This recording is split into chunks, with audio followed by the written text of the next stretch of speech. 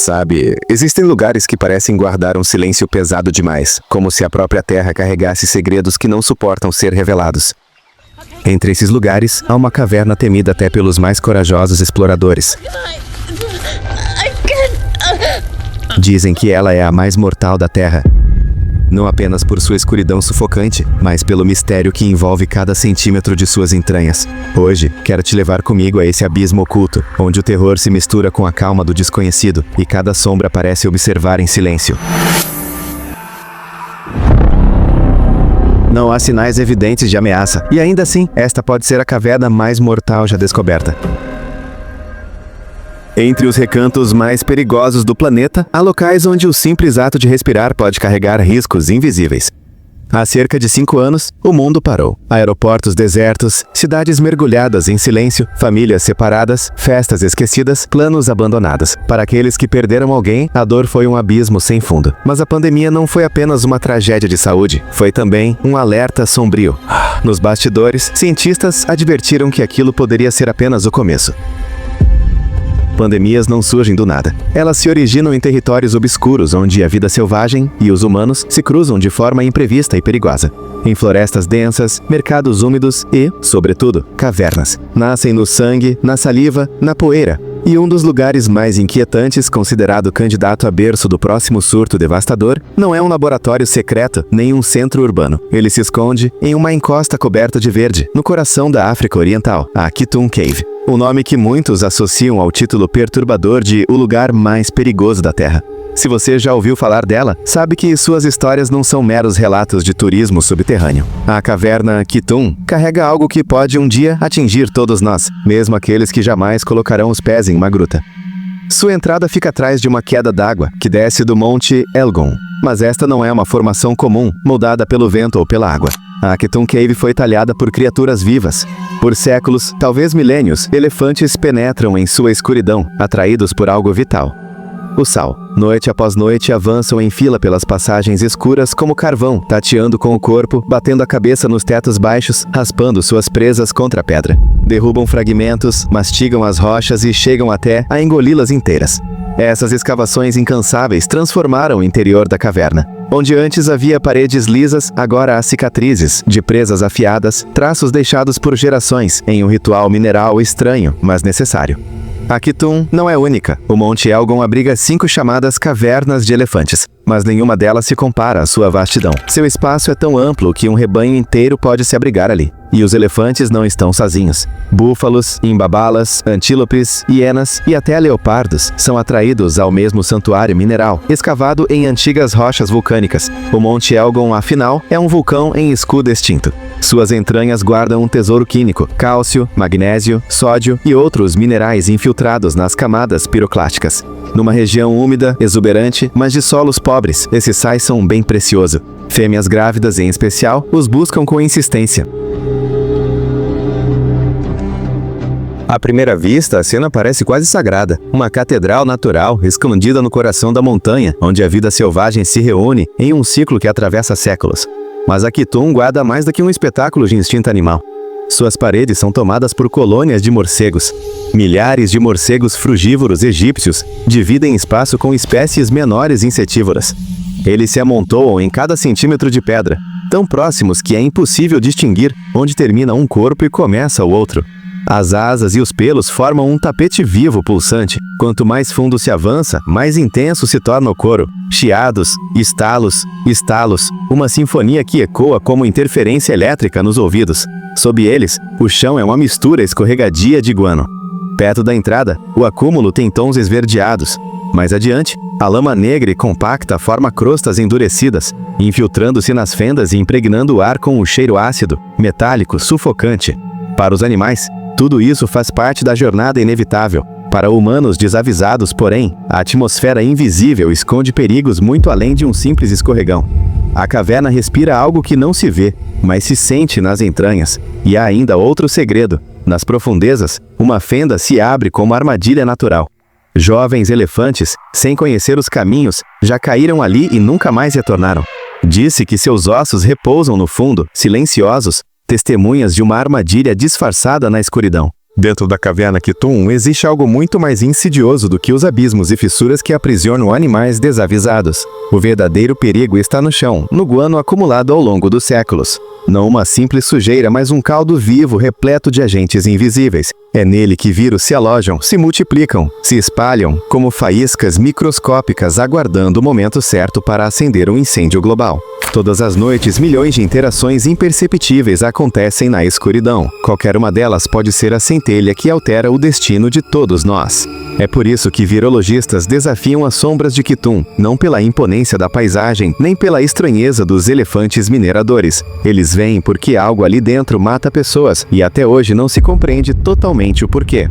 Em 1980, um engenheiro francês chamado Charles Monnet atravessou o interior da caverna. Ninguém sabe exatamente o que fez lá dentro. Talvez tenha encostado nas paredes cobertas de marcas, talvez tenha se detido para observar os morcegos comprimidos no teto. Talvez simplesmente tenha respirado por tempo demais o ar saturado de poeira e excrementos. Saiu ileso, acreditando que nada havia acontecido. Mas 7 dias depois, seu corpo revelou o contrário. Primeiro vieram dores de cabeça, fadiga, músculos pesados. Logo depois, febre intensa, vômitos e sangramentos. Em pouco tempo, o quadro se tornou irreconhecível, como se a doença estivesse corroendo-o por dentro. Foi levado às pressas para um hospital em Nairobi. Os médicos lutaram, mas sua condição piorava a cada hora. Quando finalmente seu organismo entrou em colapso, o Dr. Shen Musoki tentou reanimá-lo. Durante o procedimento, Charles vomitou violentamente, espalhando no ar uma névoa de fluidos contaminados. O médico inalou parte dessa nuvem invisível. Pouco depois, Charles morreu. Seu corpo havia literalmente começado a se desfazer por dentro. Tecidos rasgados, órgãos liquefeitos, o rosto deformado como se estivesse derretendo. Era o retrato de algo que não pertencia ao mundo das doenças comuns. O Dr. Musoki, contaminado, também adoeceu, mas sobreviveu. E foi a partir de seu sangue que os cientistas isolaram o culpado, um vírus até então pouco compreendido, parente do Ebola, igualmente devastador. Ele já havia aparecido em 1967 na cidade alemã de Marburg, durante um surto que infectou funcionários de laboratório após contato com macacos importados de Uganda. Agora, porém, a cepa encontrada em Kitum mostrava-se diferente, mais agressiva, mais mortal. Anos depois, em 1987, a caverna reivindicou outra vítima. Um menino dinamarquês chamado Raven visitou Kitum durante férias com a família. 3 dias depois, ele começou a sentir os mesmos sintomas. Após quase 2 semanas de sofrimento e cuidados intensivos, morreu. Sua infecção se revelou tão semelhante à de Charles, que parecia o mesmo mal, mas distinta o bastante para receber um nome próprio, vírus Raven. 2 mortes confirmadas, separadas por anos, mas ambas rastreadas até o mesmo local. Era o suficiente para acender alarmes na comunidade científica. A Kitum não era apenas uma curiosidade geológica. Era um reservatório de algo desconhecido, pronto para transbordar. O enigma não era apenas qual vírus a caverna abrigava, mas por que ele parecia nascer ali e em nenhum outro lugar. O caso chamou a atenção do Instituto de Pesquisa Médica de Doenças Infecciosas do Exército dos Estados Unidos. Se um agente fosse capaz de saltar de animais para humanos, sem aviso, e matar de forma tão rápida e horrenda, poderia ser explorado também como arma biológica. No fim dos anos 1980, uma equipe foi enviada ao Monte Elgon. Vestiam trajes selados, respiradores pesados, como exploradores em um mundo alienígena. Sua missão era clara: capturar morcegos, roedores, aves, insetos, coletar guano, poeira, amostras ambientais, e dali extrair o hospedeiro natural do vírus. Durante semanas, vasculharam cada fenda, nada. O vírus parecia ter desaparecido, ou estava escondido demais para ser encontrado. Frustrados, foram embora sem respostas. Somente em 2007 surgiu uma pista concreta, não em Kitum, mas em minas de ouro e ferro, de Uganda e Gabão. Ali, mineiros começaram a adoecer com febres misteriosas. Os investigadores voltaram-se para as colônias de morcegos frugívoros egípcios, os mesmos que habitavam Kitum. E desta vez, encontraram o que procuravam, o vírus vivo de Marburg, circulando em seus corpos. Meses depois, a expedição retornou à própria Kitum, agora equipada com tecnologia mais avançada. E enfim, confirmaram, os morcegos frugívoros egípcios que se empoleiravam em milhares pelas paredes eram de fato os portadores. Não era preciso uma mordida, nem contato direto. O guano seco, levantado em poeira fina, podia carregar partículas virais suficientes para contaminar. Respirar no lugar errado, na hora errada, era tudo o que bastava. Foi provavelmente isso que aconteceu a Charles. Foi provavelmente isso que levou Raven. E o mais inquietante é que Marburg talvez não seja o único habitante invisível da Kitum. O vírus pertence à família dos filovírus, a mesma do ebola, conhecidos entre os mais letais da Terra. Segundo a Organização Mundial da Saúde, pode matar até 88% dos infectados. Seu período de incubação varia de 2 dias a 3 semanas. Os primeiros sinais se disfarçam de uma doença comum: febre, calafrios, dores no corpo. Mas essa semelhança é apenas a isca. Depois vem a verdadeira face: sangramentos, falência múltipla dos órgãos, tecidos se rompendo como se o corpo fosse consumido por dentro. Na escuridão da caverna Kitum, cada partícula de poeira pode esconder um destino semelhante. Em poucos dias, o vírus desencadeia uma ofensiva implacável contra o corpo.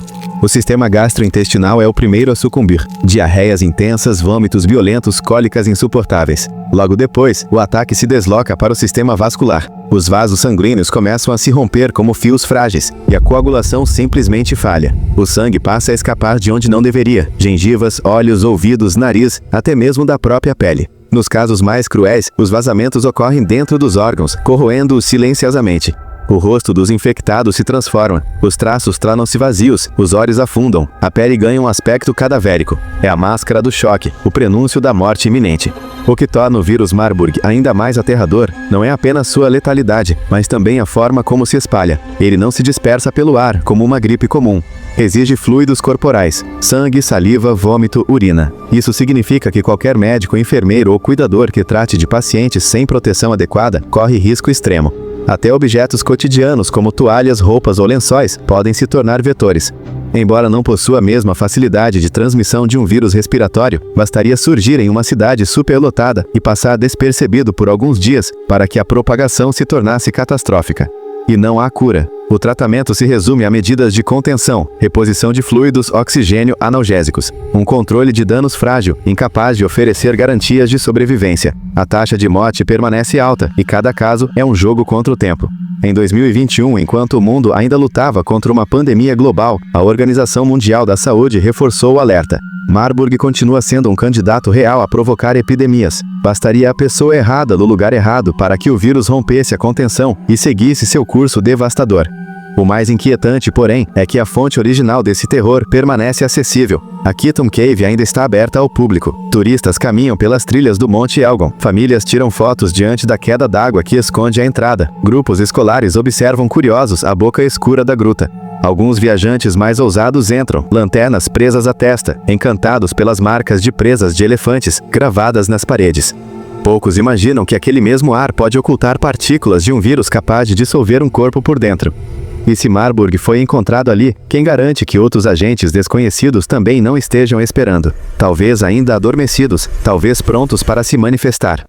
Apesar de tudo, a caverna continua sendo tratada como uma joia do Parque Nacional do Monte Elgon. Sua beleza selvagem seduz, mascarando a ameaça que guarda. Há algo de paradoxal em sua existência. Um santuário de natureza exuberante, que também pode ser o berço de horrores invisíveis. Mesmo sem atravessá-lo, apenas se aproximar demais pode marcar o início do fim. O perigo começa nas margens, que parecem inofensivas, mas escondem sua própria armadilha.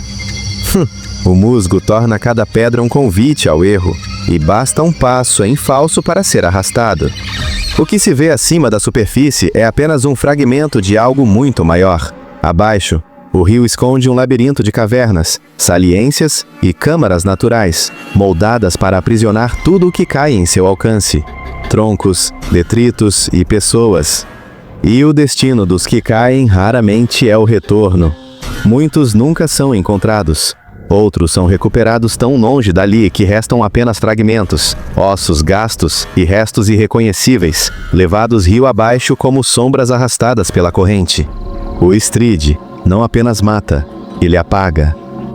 A água colide incessantemente contra a pedra, esmagando, girando, destruindo em completa escuridão, até que nada reste além do silêncio. Aqui não há segundas chances, não há fuga, não há como nadar em busca da margem. É um caminho de ida. É, sem exagero algum, um dos trechos de água mais traiçoeiros da Terra, e sua fama atravessa séculos. O contraste é cruel. A poucos passos do abismo, uma trilha tranquila atravessa o bosque. Turistas caminham despreocupados, tiram fotos, contemplam o verde e o musgo cintilante nas rochas. Uma placa solene, mas educada, alerta sobre o perigo, como se simples palavras fossem capazes de conter o rio. Os moradores, no entanto, não precisam de avisos. Repetem a máxima que resiste ao tempo: ninguém que cai no Estrid volta vivo.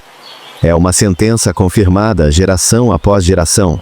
As histórias se acumulam como um livro sombrio escrito pela própria corrente.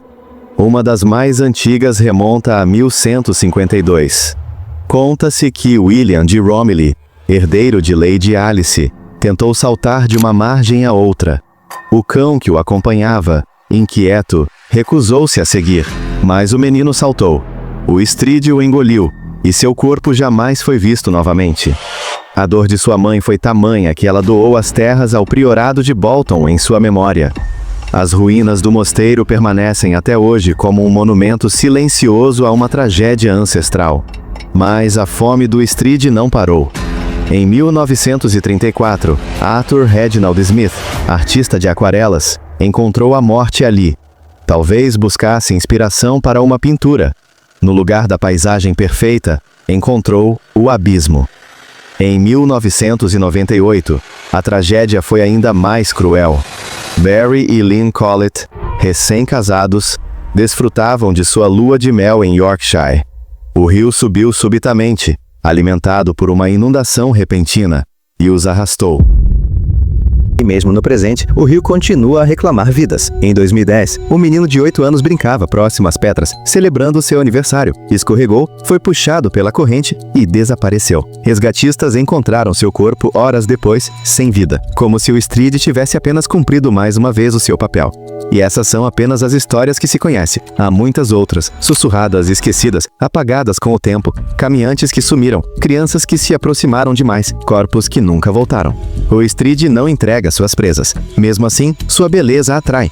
O bosque que o envolve parece calmo, acolhedor, quase mágico. Caminhos marcados, muros de pedra, áreas de piquenique convidam famílias e viajantes. É difícil acreditar que um lugar tão encantador seja, ao mesmo tempo, um assassino silencioso. Essa dualidade é o que o torna ainda mais fascinante. Ele é tanto uma paisagem digna de fotografias, quanto uma armadilha ancestral, um corredor entre o encantamento e a morte. O Estrid permanece ali, atraindo olhares, câmeras e passos descuidados. Um pedaço de rio que parece estreito e inofensivo, mas guarda em suas entranhas a escuridão mais absoluta. Entre a beleza e a desgraça, ele continua a ser um dos lugares mais traiçoeiros do planeta. E talvez por isso mesmo seja impossível ignorá-lo.